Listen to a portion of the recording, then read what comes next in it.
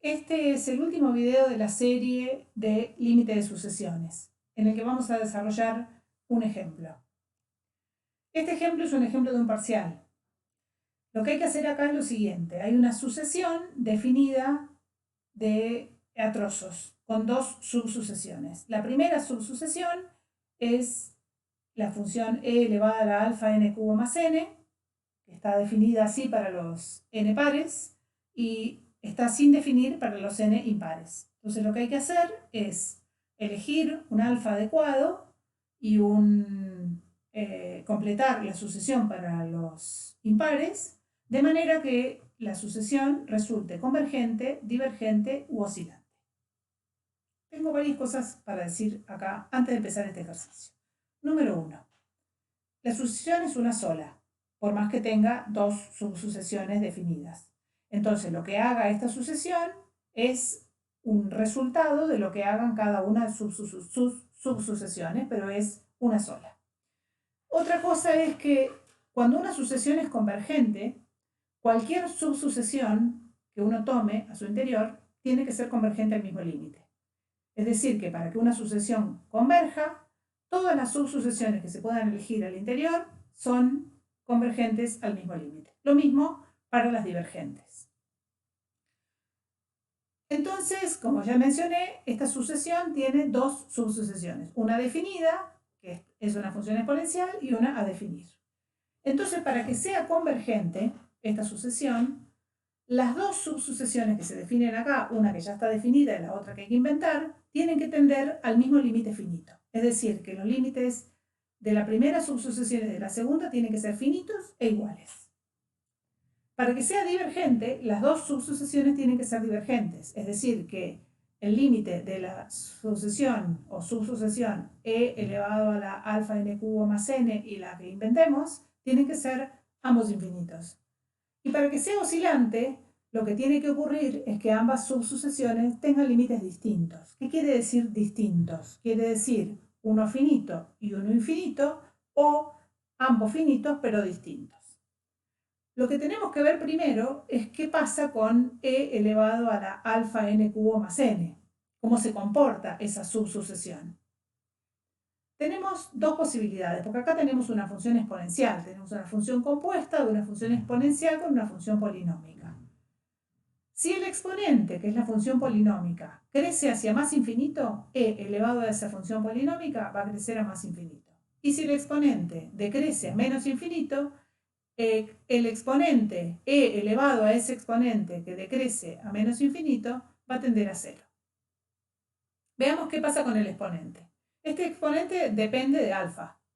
Tenemos tres casos posibles. O alfa es mayor que 0, por ejemplo, 1.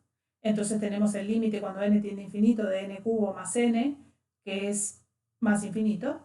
O n es 0, alfa es 0, en el caso ese se elimina el primer término y nos queda el límite cuando n tiende a infinito de n, que también es más infinito. O alfa es negativo, como por ejemplo menos 2. Entonces tenemos el límite cuando n tiende a infinito de menos 2n cubo más n. Y en ese caso el límite va a ser menos infinito. Entonces, si alfa es mayor o igual que 0, el límite de esta función polinómica que está en el exponente va a ser más infinito. Por lo tanto, e elevado a eso va a ser infinito. Por ejemplo, acá muestro los cálculos para alfa igual a 1 para los primeros 8 valores de n. Fíjense que n a cubo más n, en 8 ya da 520 y e elevado a eso da 6,8 por 10 a la 225, que es un 6 seguido de un 8 y 224 ceros. Y si alfa es negativo, el límite va a ser menos infinito. Por ejemplo, de la función polinómica es menos infinito, entonces e elevado a esa función polinómica tiende a 0. Por ejemplo, en alfa igual a menos 1 tenemos que cuando n vale 8, ya menos n cubo más n vale menos 504 y e elevado a eso vale 1,3 por 10 a la menos 219, que es un 0 seguido de 218 ceros y el 1 después. Entonces, ¿cómo hacemos para elegir alfa y completar la sucesión para que resulte convergente? Las dos subsucesiones tienen que tener el mismo límite. Como ya sabemos, para que la primera subsucesión sea convergente hay que elegir alfa menor que 0. Cualquier alfa menor que 0 que elijamos produce que la primera subsucesión tienda a 0. Entonces, ¿qué ponemos en la segunda? Cualquier cosa que tienda a 0. Por ejemplo, 1 sobre n. Quiero decir, acá se puede elegir en la subsucesión para los n impares cualquier sucesión que tienda a 0, esta o cualquier otra. Y en los n pares podemos elegir cualquier alfa negativo.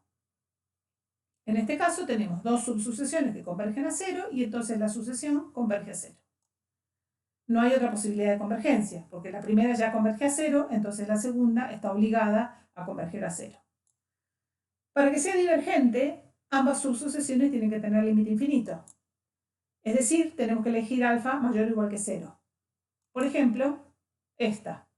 Alfa igual a 1, en la función polinómica del exponente es infinito positivo, e elevado a algo que crece infinitamente positivo tiende a infinito, entonces podemos poner en la segunda subsucesión cualquier cosa que diverja. Por ejemplo, n cuadrado. Vuelvo a decir, acá, con cualquier alfa mayor o igual que 0, incluso 0, que elijamos para esta función polinómica, e elevado a esa función polinómica diverge, y acá podemos poner cualquier cosa que sea divergente. ¿Qué pasa para que no sea ni convergente ni divergente, que son aquellas que llamamos las oscilantes? Podemos tener uno finito y el otro infinito, o ambos finitos y distintos.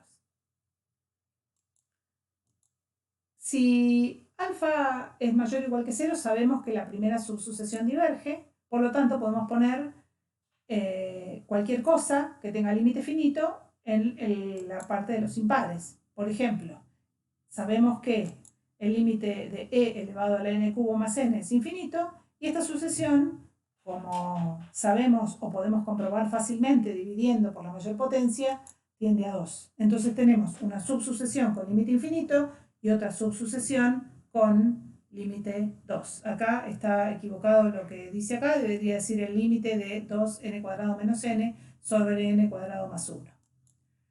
Y en el otro caso, si alfa es menor que 0, la subsucesión converge a 0, y entonces para los n impares tenemos que buscar otra subsucesión que converja pero no a 0.